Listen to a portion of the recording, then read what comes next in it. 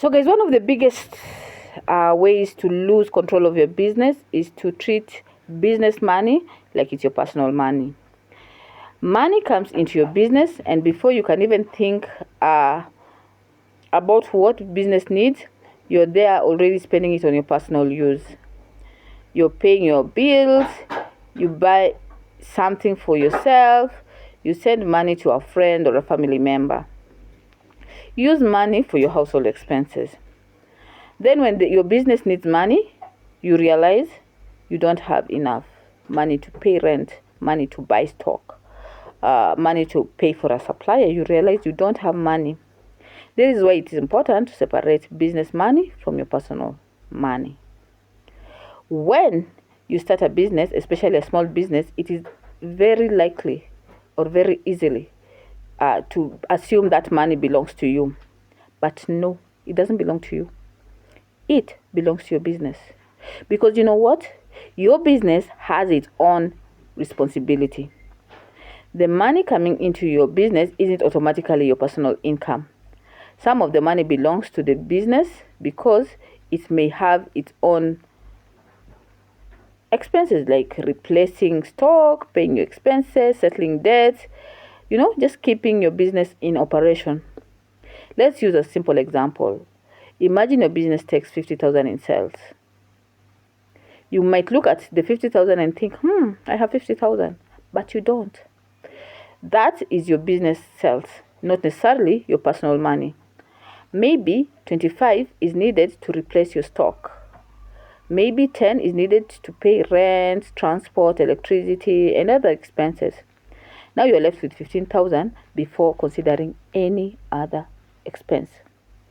So if you take the entire 50,000 and spend it on your personal use, where do you think your business is going to get any other money to take care of its daily operation? This is why you need to understand the difference between business revenue, business expenses, profit, and the money that you actually can take home.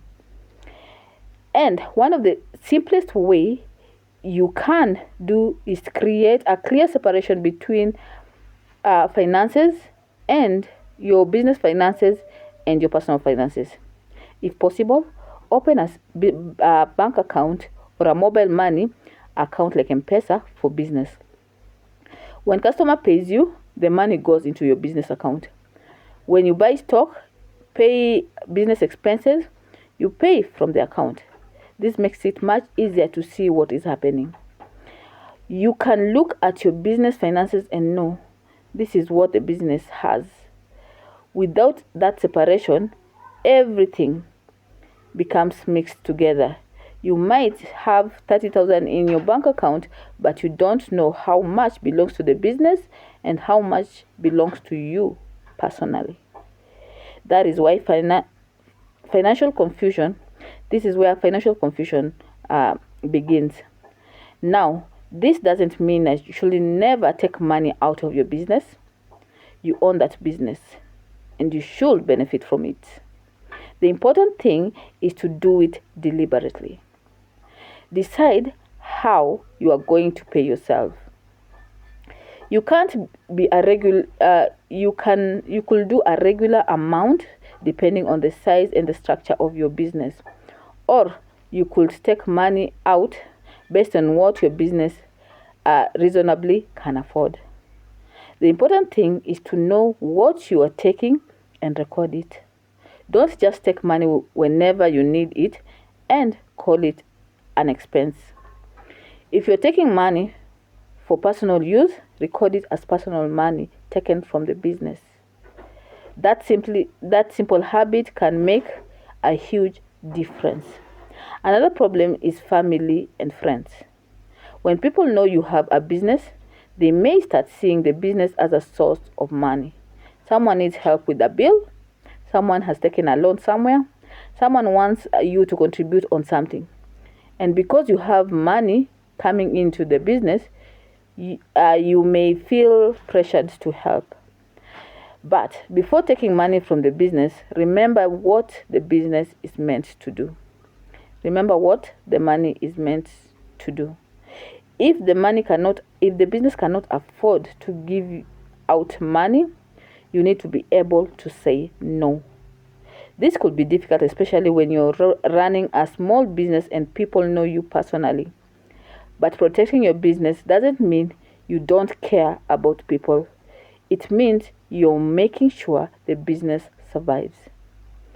And if your business survives and grows, you may eventually be in a much stronger position to help others. You also need to be careful about personal purchase made using your business money. Something is as simple as taking 2,000 shillings from the till may make it look like a big deal later. But if you do that repeatedly without recording it, you can eventually remove a significant amount of money from the business without realizing it. Simple withdrawals add up. That is why records matter. Every time money leaves the business, you should know where it went.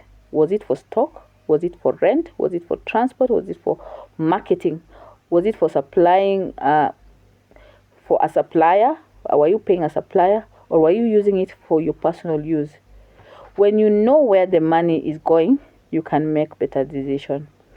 And here's something else.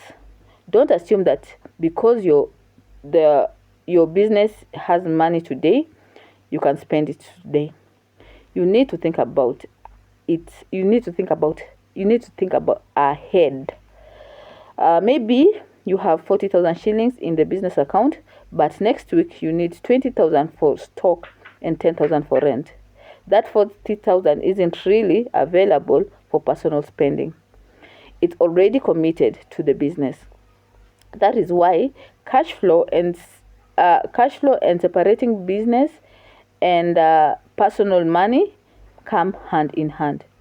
You need to know that money is available.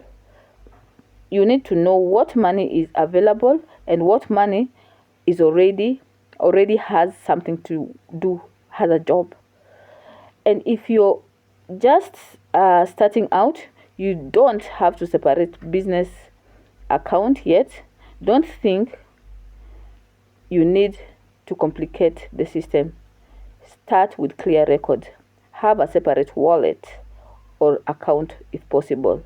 Keep receipts.